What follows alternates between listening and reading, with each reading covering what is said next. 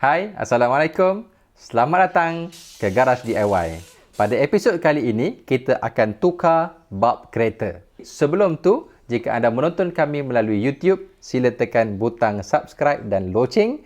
Jika anda menonton kami melalui Facebook, sila like, share dan follow Garaj DIY. Walaupun kereta yang ada pada saya hari ini ialah Volkswagen Golf 1.4 TSI tahun 2013, tetapi caranya lebih kurang sama sahaja pada kereta-kereta yang lain. Yang penting sekali, setiap kereta kita ada owner's manual. Mesti semua penonton dah tanya, saya ni asyik tunjuk owner's manual sahaja. Di sinilah segala-galanya ada. Kita boleh tengok sebagai contoh, di sini ada section yang menceritakan tentang bagaimana untuk menukar bulbs. Jadi jika ada mentol yang terbakar pada kereta kita, baca dulu manual. Untuk demo saya pada hari ini, saya akan tukar satu bulb H7 bulb yang digunakan sebagai bending light bagi kereta ini dan merupakan main headlight bagi kebanyakan kereta di pasaran.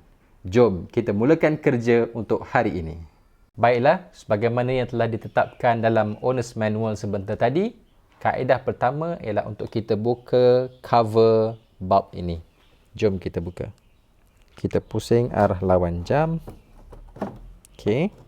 Dan kita boleh nampak asas kepada semua bulb yang terdapat ataupun yang disambungkan ke headlight ini.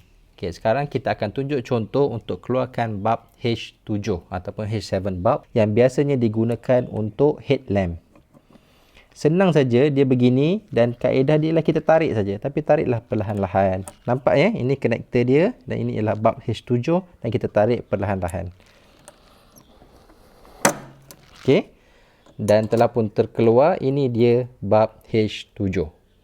Untuk kereta ini, bulb H7 digunakan sebagai bending light dan untuk kereta lain biasanya digunakan untuk lampu utama headlight. Okey, sebagai tips berjaga-jaga, saya ingin pesan kepada semua pada anda supaya tidak menyentuh bahagian kaca bulb ini secara langsung. Apabila kita menukar bulb, kalau bulb ni dah defect, tak ada masalah lah. Kita pegang mana-mana pun boleh, tapi bahaya kerana dia boleh pecah. Kaedah terbaik ialah kita pegang pada housing bulb ni. Okay, dan anda juga nampak ya, anda perlu tahu orientation bulb ni. Anda nampak, ini ada pin satu, menunjukkan kedudukan bulb supaya kita pasang pada kedudukan yang betul. Okey, sekarang kita tanggalkan bulb ini. Pegang pada soket dan juga housing, kemudian kita tarik perlahan-lahan. Dia memang sedikit ketat, perlahan-lahan ya. Dia akan keluar tapi perlahan-lahan. Okey, telah pun keluar. Dan apa yang kita kena pastikan ialah kedudukan soket dan juga terminal pada bulb. Okey, apa yang saya maksudkan? Bawah dan atas pada soket dan ini ialah bawah dan atas pada bulb. Dan biasanya kita boleh nampak dia ada marker ni. Nampak ya? Ini marker pada bulb.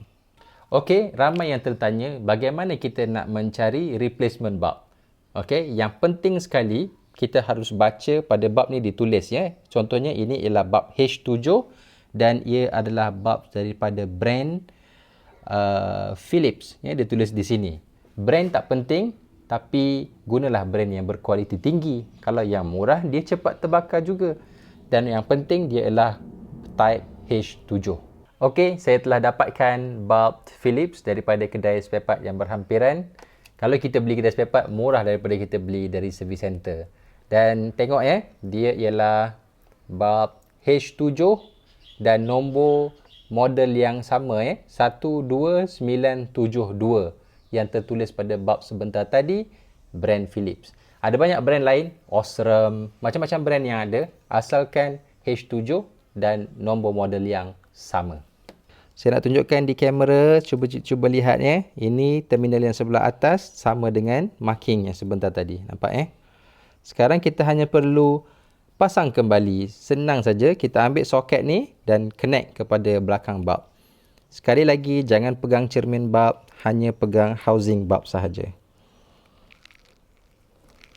Sudah masuk. Okey, biasanya masuk senang, keluar yang susah sikit. Dan kita masuk balik pada housing ni. Dia menggunakan kaedah pin, kita tekan sehingga kita dengar bunyi tap sebentar tadi. Jadi bab ni okey, sudah berada di kedudukannya. Dan kita tutup kembali housing cover. Okey, tutup. Dah ketat. Kita dah siap dan kita boleh uji bulb ini. Simple kan? Bukannya susah nak tukar bulb. Anda boleh ulang proses yang sama untuk kereta anda, Myvi ke, Proton ke, Honda, Toyota dan sebagainya. Rujuk pada buku dan tukar. Ingat tips, jangan pegang pada kaca bulb. Sekian sahaja episod untuk kali ini. Jangan lupa share dan subscribe. Jika ada sebarang pertanyaan, sila tinggalkan di bawah ini. Kami mengalu-alukan sebarang topik ataupun idea-idea untuk kami cover dalam Garage DIY. Bye-bye. Assalamualaikum.